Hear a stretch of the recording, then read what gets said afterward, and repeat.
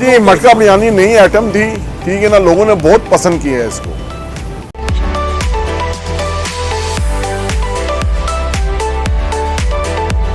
ये मेरे बड़े भाई कराची गए थे, उधर फूड स्ट्रीट में खा के आए थे, तो उन्होंने उनका ये प्रोग्राम बनाया कि हम पिंडी में भी करते हैं शुरू।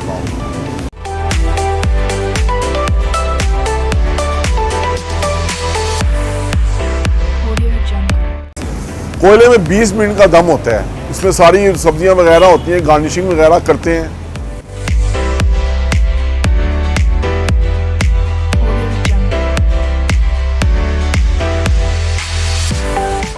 पहले प्यूरे डलता है इसमें, प्यूरे के बाद फिर डलता है इसमें मसाला वगैरह डलता है, फिर नमक डलता है, फिर चिकन पीस डलते हैं, चिकन पीस के बाद फिर गार्निशिंग वगैरह होती है, इसके ऊपर फिर चावल डालते हैं, कलर डालते हैं, फिर ऑयल डालते हैं।